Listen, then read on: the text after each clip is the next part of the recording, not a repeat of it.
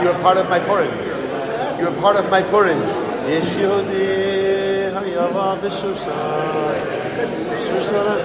to see you. He's eating. So I want to eat too.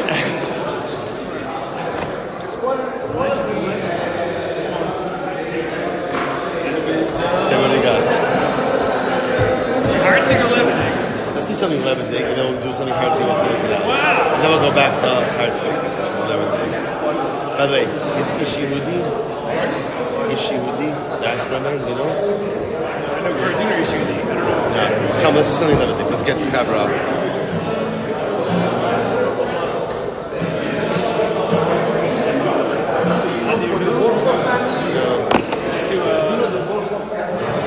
Still doing Al Anis and it's out there. No? It's overplayed. Not overplayed, it's heavy rotation.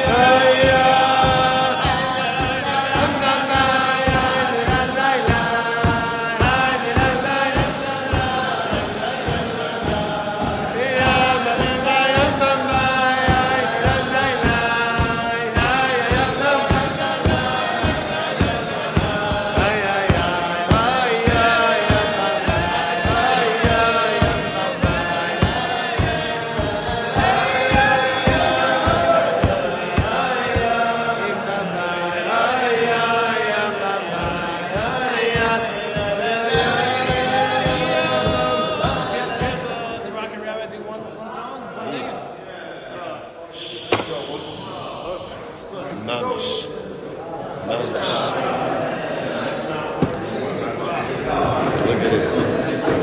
You never know who might show up.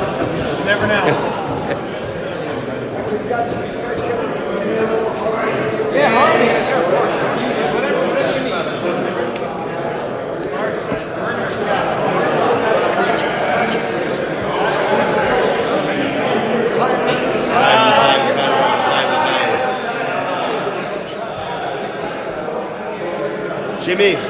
Jimmy, take something to eat.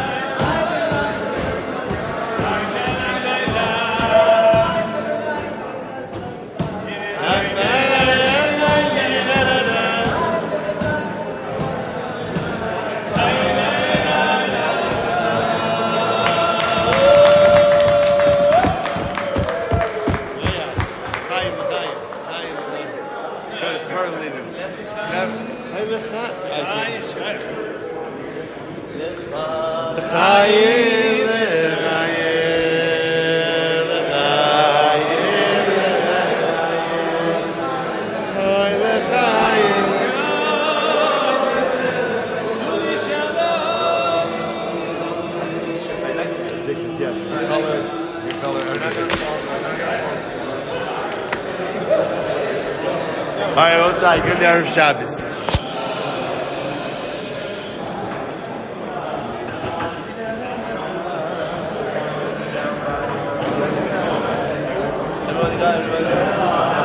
All right, both sides. Both sides. Chaburah. A good Erev Shabbos. Good Erev Shabbos. Come, we're gonna. I think next week we're gonna make it into a rectangle. There's like two different chavras going on over here. We gotta bring everybody together. Both say the whole avoda is the shira is a lead into the shir. It's not like trailers, before the main show. It's mamish like it's all part of the avoda. And if we don't partake of the avoda of shira, then the Torah doesn't feel the same as well. So let's come together. Let's begin to learn a little bit together. Mir Hashem. Begin by thanking all of our sponsors for tonight's shir. To thank Adam, David, and Fran Edelman for dedicating the shir in honor of the birth of their granddaughter, Elia Danielle Edelman. Mazel Tov, Mazel Tov. Chad Kaplan in commemoration of the 101st yard site of his great-great-grandfather, Rav Meir Yaakov ben Rabbi Yehuda Leib Kaplan HaKohen, Zichrono Livracha. Incredible. Josh Friedman, in honor of his 18th wedding anniversary. Mazel Tov for his amazing and dedicated wife for tolerating him for 18 long, hard years. Sounds like a sentence, like a prison sentence, right? And as a schus for the return of the hostages and the safety of our chayalim. Rav Dovi Ziffer, in honor of Zevi Daniel's musical contributions to the shir. Beautiful. And I will say, of course, again, a very special thank you. Although he's not here, Reb Steve Galaskov is on his way to New York as the shir is happening. Right, you can't sing about New York, right? He's on his way to New York, but Baruch Hashem, even before he left, he really he made sure that everything was taken care of. A tremendous thank you to Reb Steve for really making sure that the Gashmias of the shir is cared for. And tremendous thank you again. A very special welcome to Rabbi Avram, who's joining us here tonight. Such a tremendous zechus. Baruch Hashem, incredible. I will say so. In Mir Hashem tonight we're beginning a journey that's going to take us through the next couple of weeks leading up to Pesach. And we started learning from this Haggadah last year. It's called Haggadah's Piacezna. Now the Rebbe himself, the Rebbe didn't write a Perush on the Haggadah. Instead, this is actually a descendant of or a relative of the Rebbe who was malakit, essentially collected from the various different writings of the Rebbe and kind of put them together in Haggadah form. So some of the pieces are commentary on the Haggadah, other pieces are about Pesach, and just other pieces are general divrei hashkafa. So, last year I skipped around a little bit. This year I really want to go ala seder. I really want to go, just in the order of the Haggadah. So tonight, Mir Hashem, time permitting, we're going to do two pieces. So the first is the piece that's titled Gam Hachana L'Mitzvah Hi Mitzvah. It's the page without the pictures. I know everyone's very excited about the pictures. Right. Now that we'll get. I promise we will get to the pictures. Right. And if we don't get to the pictures, you can take it home. You can color it. You can do whatever you want to do. It's yours. It's yours with the price of admission.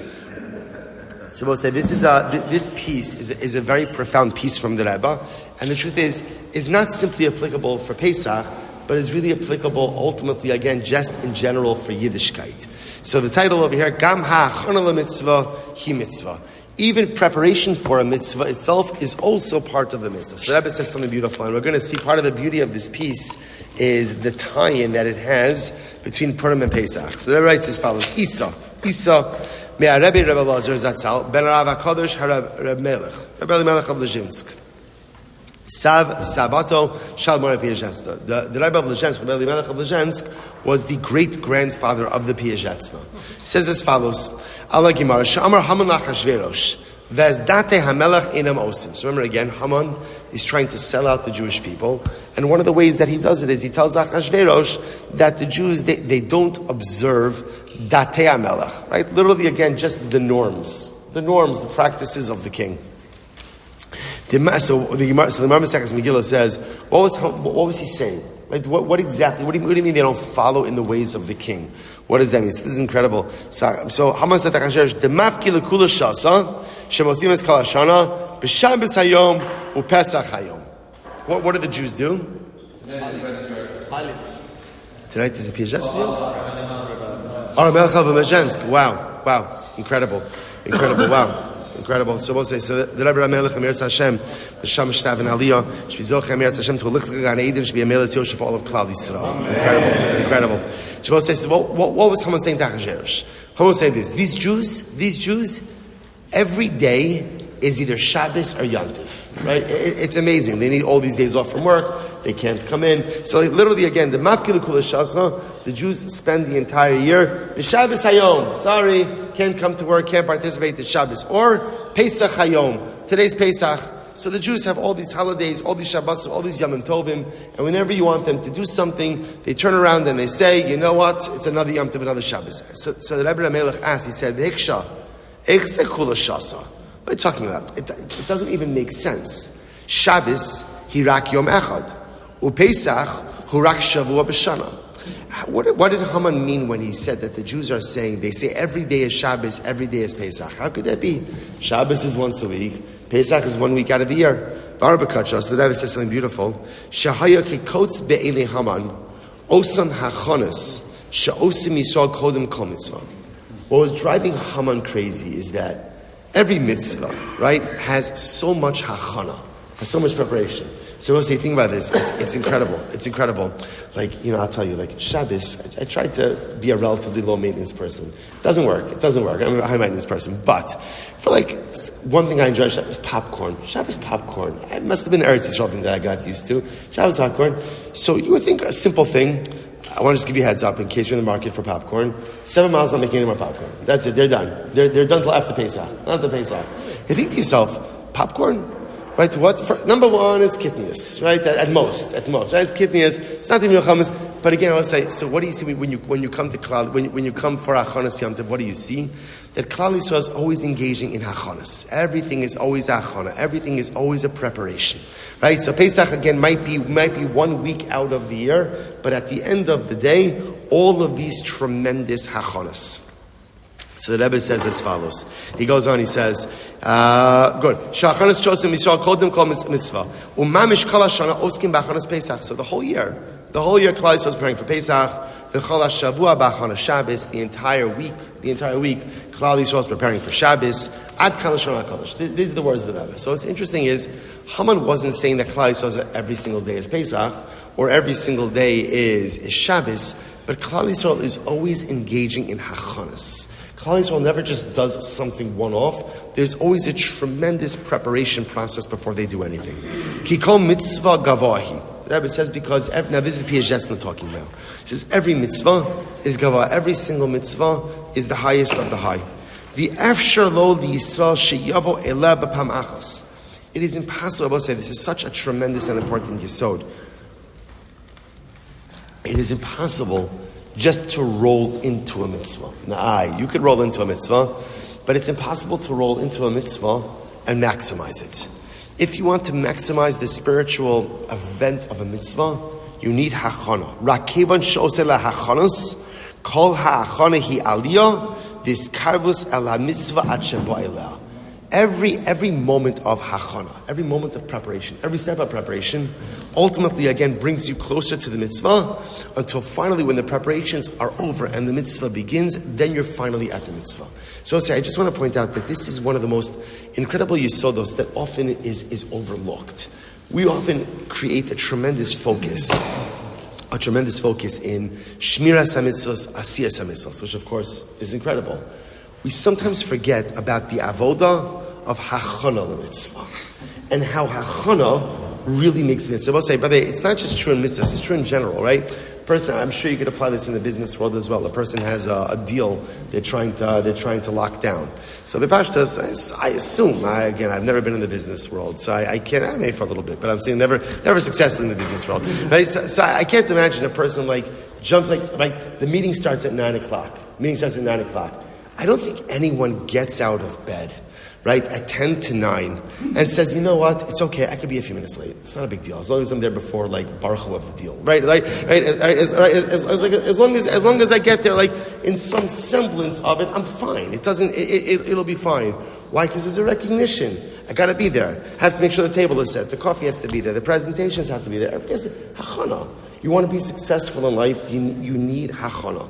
So the Rebbe says something incredible over here. He says, what we forget is every act of hachana brings you one step closer to the mitzvah until when the hachanas are finished, then mamish you're at the mitzvah. He goes on, I will say, by the way, I'll just point out how beautiful this is also. One of my favorite pieces, Rabbi Soloveitchik writes in one of his Chuvah Drashos, one of his Chuvah Drashos, so I've said this many times, that I've said that one of the things that he misses most about his youth, he said in America, there are plenty of Shomrei Shabbos.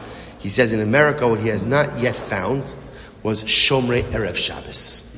To be a Shomer Erev Shabbos. Now, by the way, it's because the Rav never davened here. How do you davened here, right? And I say, you would have seen, we Baruch Hashem Tom, now, it could be a Shomer Erev Shabbos. What it means, I would say, it's such a tremendous yisod. We all know this, right? Coming into Shabbos in the 18 minutes is a disaster. Coming into Shabbos 18 minutes before the 18 minutes is a disaster. That's not Shabbos. That's not Shabbos. That's, if anything, is trying to extend Chol to the last minute possible. What does the Gemara say? Misha tarach be'erev Shabbos, yochal b'Shabbos. That doesn't just simply mean if you cook on Erev Shabbos, you're going to eat on Shabbos. What it means is you want an impactful Shabbos experience. An impactful Shabbos experience doesn't begin with Hadlakas Neros. Doesn't begin with Ashrei Yosha Yesecha of Mincha. A meaningful Shabbos experience begins coming into Shabbos with a sense of serenity, a sense of togetherness, that my home is organized, my life is organized, I'm organized, that a Yid should have time to go to the mikvah on Erev Shabbos, to prepare for Erev Shabbos, even if you're not necessarily a mikvah person, but mikvah Erev Shabbos, again, puts one in the right kind of mindset, to be able to bring in the Kiddush of Shabbos in the right way. And I will say again, can you keep Shabbos without Hachana? So what I say is like this, I think you won't violate Shabbos without Hachana. Without Hachana, you will be a Shomer Shabbos in the sense that you'll keep all of the mitzvahs, asay, and you'll avoid all of the los asays. Are you a Shomer Shabbos? I will say, when is one of the first times we find the word Shomer? It's interesting. One of the first times we find the word Shomer, right? Yaakov Avinu hears the dreams of Yosef, right? Va'aviv Shamar es hadavar. So Zakt Rashi, what does it mean Va'aviv Shamar es hadavar? What's the taich of Rashi? Rashi says, Yosef umitzape Masai Lavo. Yaakov Avinu knew the dreams were true. He just waited to see when they were going to come to fruition.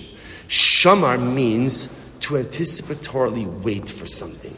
Shmiras Shabbos doesn't simply just mean the avoidance of 39 malachas. It means to create an Erev Shabbos experience where I'm eagerly anticipating the Erev Shabbos. Now, of course, are there those Friday afternoons that are hectic, that are crazy? Of course, we all have them, and sometimes they are simply unavoidable. But if it's happening systemically every single week, there's something wrong. There's something wrong. There's something in the lifestyle that needs to be addressed, something in the lifestyle that needs to be fixed. Because no one is that busy that they should be running into Shabbos by the skin of teeth, right? The accountants are here, right? This is your season, Chevra, right? Again, I would imagine that Reb Chaim, Reb Nechemiah, Baruch Hashem, with all the taxes, right? At the end of the day, if you plan, and if you organize, and if you think ahead, then Emir Hashem, you could be Shomer Shabbos. The Hachana, this is what drove Haman, it's so fascinating. What drove Haman crazy? Not the Shmiras HaMitzvahs, the Hachanas. Jews spend so much time on Hachanas. Mashal, and the Rebbe here gives a beautiful mashal. He says, Mashal l'misha ola lahar gavoah. I will say, this to me is a life-altering piece. Everything by the Rebbe is a life-altering piece. He says, Ha'im rak b'shash nimsa kvar al rosh hahar shne'amar sha'ala. I will say, this is great. Imagine for a moment you're scaling a mountain.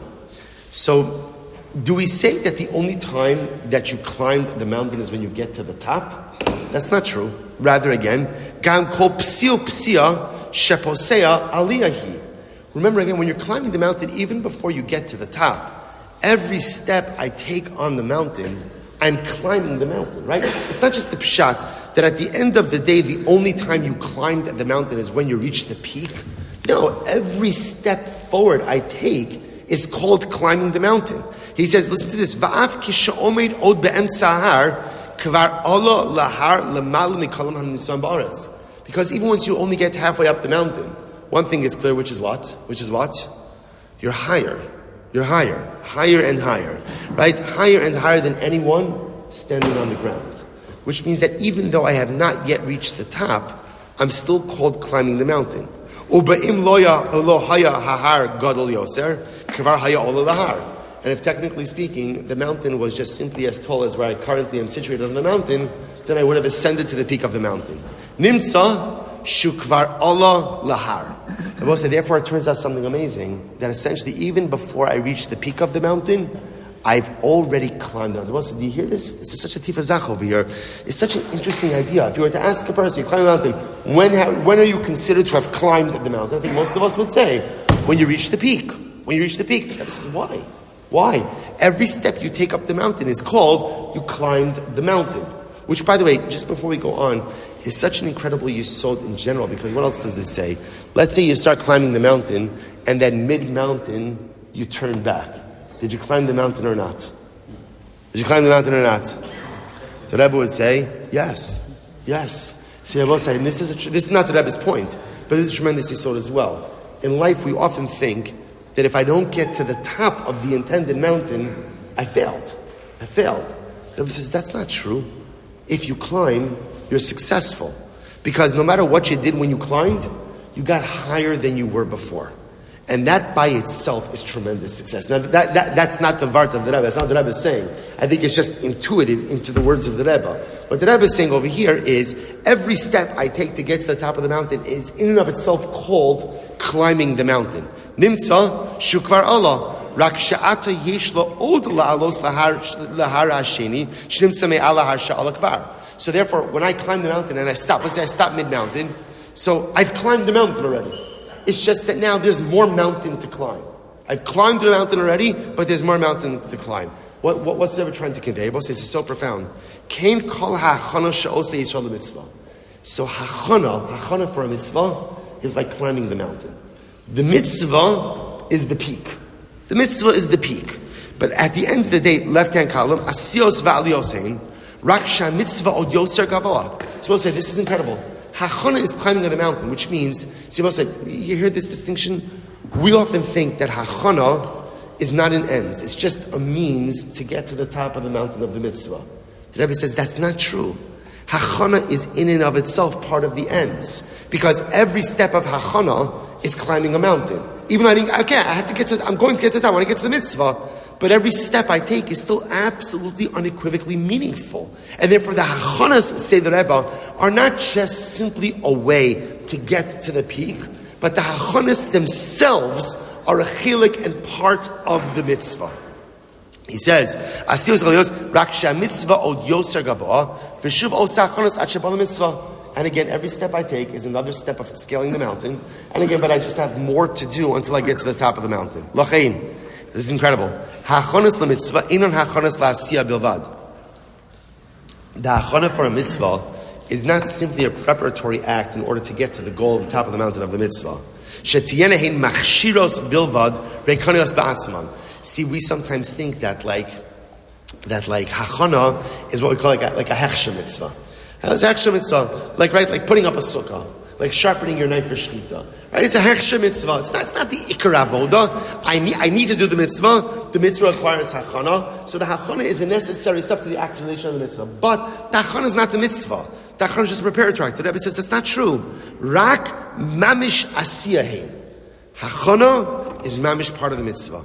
Sheish Yisrael asa dvar Hashem v'hu mizdachich. So I'll say this is incredible. Hachana has a profound effect on who we are. So the same way that the mitzvah changes us as people, hachana changes us as people as well.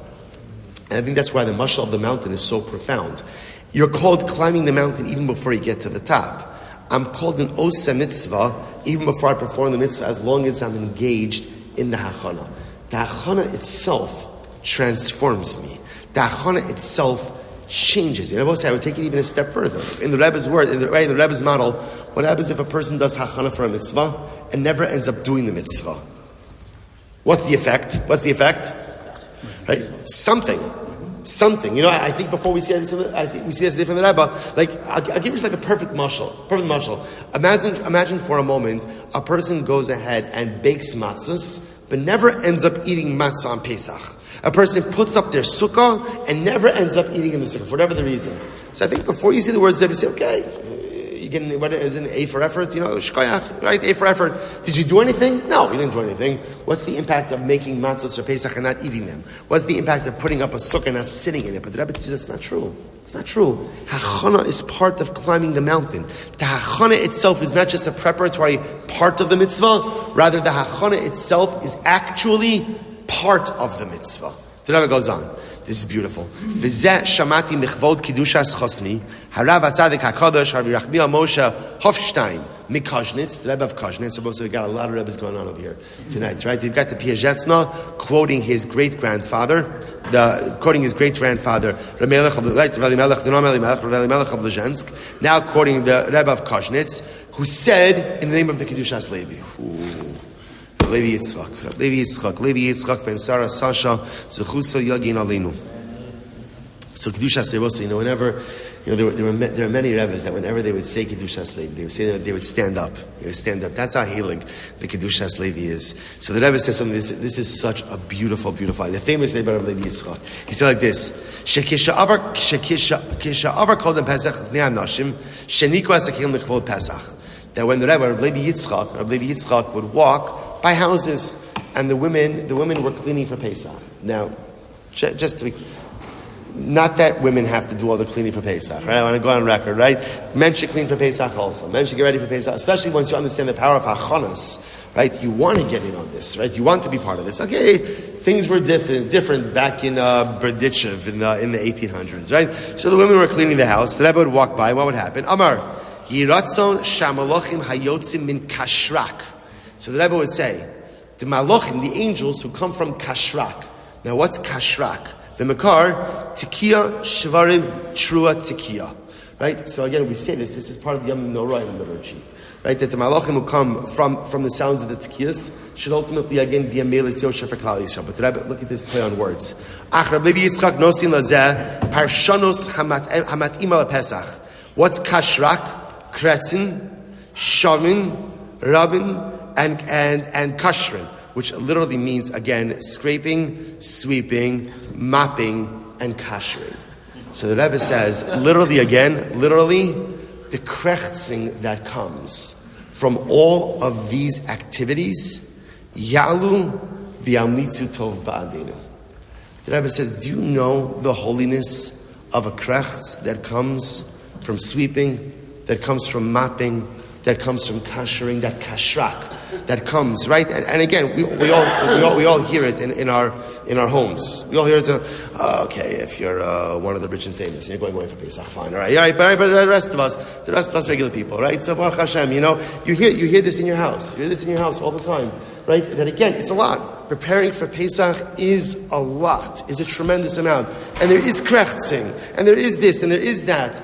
So the Rebbe says those sounds, right? Those sounds, those sighs, ultimately, again, should go up before HaKadosh Baruch Hu, and Ya'alu v'amnitzu tov ba'adinu. Everybody say, now what's the pshat with this? Ad kan l'shon HaKadosh. What's the pshat? So the Piacezna, I can tell you what the pshat is. Because we'll say, what does that krechtzin represent? What do all those sighs, those groans, those yells, what do they represent? What do they represent? Hachana. Hachana. Those are the sounds of Hachana. And the sounds of Hachana, said Rabbi Yitzchak Berdichev, Zechuso Yagin Aleinu, should go up to Shamayim and be a Melitz Yosher for us. That's the power of Hachana. Gam Kain min Hachanas l'mitzvah. Therefore, the Rebbe says, Hayotz l'anu midvarinu, Shisha Yisrael Shameichin davar l'mitzvah. Therefore, the Rebbe says, in summary, it turns out that ultimately, again, a Yid who prepares himself for a mitzvah, tzarech ladas, shelo asa asiyah levad mechin. Hachana is not just simply a means to get you to the actualization of the mitzvah. The ikar is the mitzvah. The Hachana is just the gateway. Rak gam es atzmo, v'lo hachshar levadhi, ela gam ki mitzvah. The Hachana is not simply a hechsher mitzvah. It's not simply a preparatory act. The Hachana itself, the Hachana is mamish part of the Maaseh mitzvah.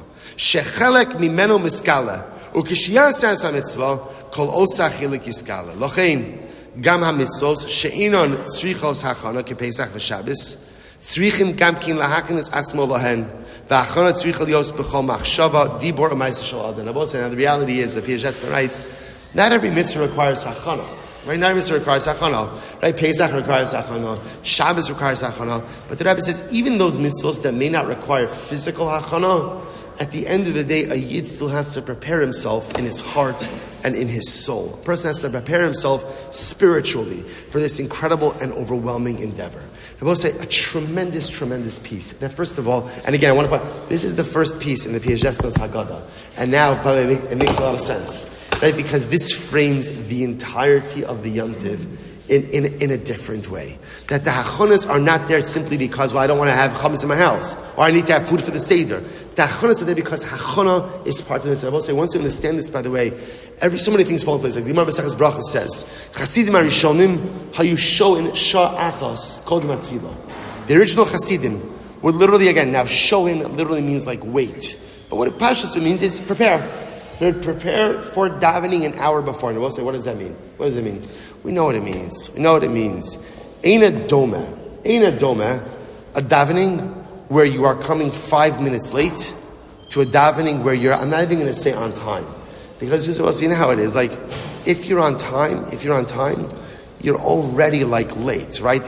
If you're on time, at the end of the day, I've already missed so much. Saying a doma tefillah, where ultimately, again, I'm 5 minutes early, so that I can settle myself. I could be there. My head could be in it. There's a hachana. There's a preparation that's associated with it. That's a tefillah. That's a meaningful spiritual experience. That's an avodah. And the hachana is not just simply there in order to go ahead and be on time for davening, but the hachana itself is part of the mitzvah. And I will say, I think it's one of the pieces that sometimes may be like a little bit lost in our Yiddishkeit. I think sometimes we become so focused on the execution of the details of the mitzvahs that we forget about the hachana pieces of the mitzvah. That there's yesod, there's a piece to being meichin for the mitzvah. So the Rebbe says, always understand the hachana is like climbing the mountain.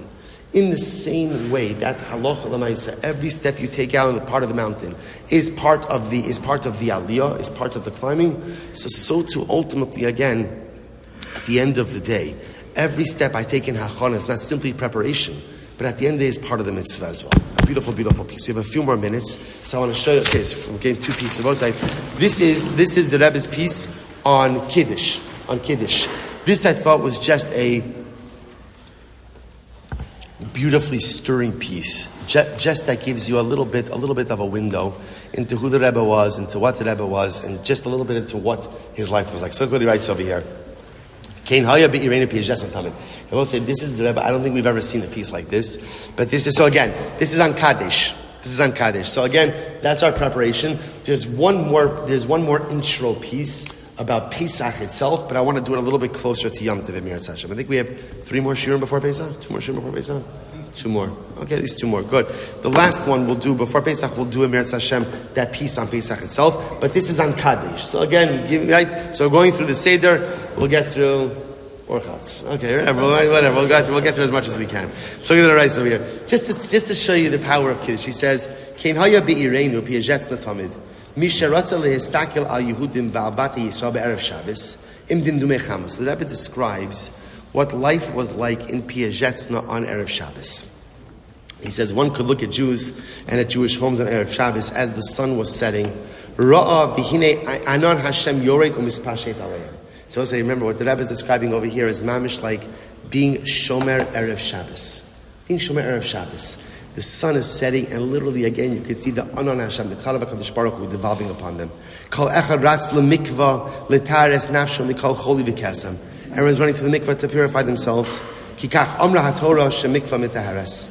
V'shav lebeso v'idliku as haneros haShabbos. Run back home, light Shabbos candles. Lo neiros pshutim hein. They weren't simple candles. Hamedrash Omer bedavar hamenorah yisol meirim lemish Omer v'haya olam bekoach Yisrael lahayir or elyon ner tamish lakedushas Yisrael shebechol hashavua keyah hidliku ve'iru az. You know, sometimes what ends up happening over the course of the week is that sometimes the neiros of the world are diminished, and when a yid lights Shabbos candles, so everything is once again ignited. Everything becomes re-illuminated. Everything becomes rekindled. That's the power, ultimately, again, of the Shabbos candles. And when Shabbos comes, just instantaneously, I feel that I become someone different. Ish, it says, Loa ish hashafal shakol hashavua shalachanos vasos. I'm not the guy that I was the whole week, who worked in the store, who drove the wagon. That wasn't me. I became someone different. Ish marumamu. I'm someone dramatically different, someone elevated, uplifted. Mamish kilu yaklu lachanos sheyesh beis minei Yehudim. Yehudi shal chol, the Yehudi shal Shabbos. The Rebbe says it's almost as if you could say that there are two different kinds of Jews. There's a Shabbos Jew and there's a weekday Jew. And the Rebbe says, I saw it myself. I saw Jews transform from weekday Jews into Shabbos Jews. Left-hand paragraph. Listen to this. So the Piacezna describes, after the Shabbos meal, he would walk around the town. And what happened? The Shamati kolos shone mechaloni Yisrael.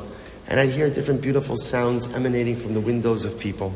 Mizan nishma kiddush. This one's making kiddush. Umizan negina shel zmiras. This one is singing zmiras. Mizeh ha'avaras hasedra shnai mikveh hatargum. Someone else finished their meal, and they're already reviewing the parsha.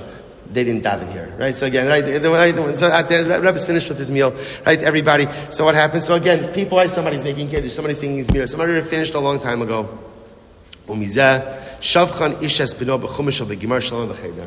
again, others going ahead and literally praising each other, right? The father praising the son with his learning Gemara, learning Chumash. V'nidme shekol elo kolos v'aneginos hakedoshim kinishmam yacha b'shamayim negina v'shir echa nishma mehem. And when all of this, if you think about it, there's like a whole cacophony over here. Right? It's not the same sound. This one's making kiddush. This one's singing zmiras. This one's learning the parsha. This one's learning with his child. This one's having a conversation with his wife. Everybody's doing something different. And there's this whole cacophony of sounds that are coming out. He says, this is incredible. He says, however, kinishmam yacha b'shamayim negina v'shir echa nishma mehem. But that entire cacophony, the cacophony turns into a beautiful holy chorus when those notes and those sounds ascend before HaKadosh Baruch Hu. Kach derech hamakela. This is the way of an orchestra. What happens in an orchestra? Hamanagnim kol echa managin tenu acheres. In an orchestra, right, every person plays a different instrument. Umikulon shira achas nishmas. Isn't it incredible, right? Everyone plays a different instrument, but yet, interestingly enough, at the end of the day, they produce a beautiful, harmonious sound. Mikol bate Yisrael nishma at shira achas laHashem mein shiras halaviyim bebeis hamikdash. The Rebbe says, as I walked through the streets of Piacezna, and I heard the entire cacophony of sound, I closed my eyes, heard that cacophony turning into a chorus, and realized that something as beautiful as the song of the Levium was ascending before the Ribono Shel Olam in Shemayim. And I will say, that's Kiddush. That's Kiddush. That's Shabbos. And I will say, by the way, I think these pieces come very beautifully together. Because the Rebbe is describing over here a Shabbos Yid. There's a Chol Yid and a Shabbos Yid. What's there between a Chol Yid and a Shabbos Yid? I think the answer is Hachana. You could be a Chol Yid who keeps Shabbos, or you could be a Shabbos Yid who keeps Shabbos. A Chol Yid who keeps Shabbos is someone who goes into Shabbos with no Hachana. A Shabbos Yid who keeps Shabbos is a Yid who has Hachana, who does the necessary steps, who climbs the mountain. And then when it is time for Hadlakas Neros, he knows that he's ascended to the top. And outside, the beautiful cacophony of Klal Yisrael, forming that beautiful Shira of HaKadosh Baruch Hu. We should be Zochem Eretz Hashem to make it a Shabbos, an Erev Shabbos of Hachana. We should be Zochem Eretz Hashem to become Shomrei Erev Shabbos. We should be Zochem Eretz Hashem to become Shabbos Yidin who keep Shabbos. And we should be Zocha that our homes should contribute towards the beautiful chorus of Klal Yisrael this coming Shabbos. Ma'ariv in the basement.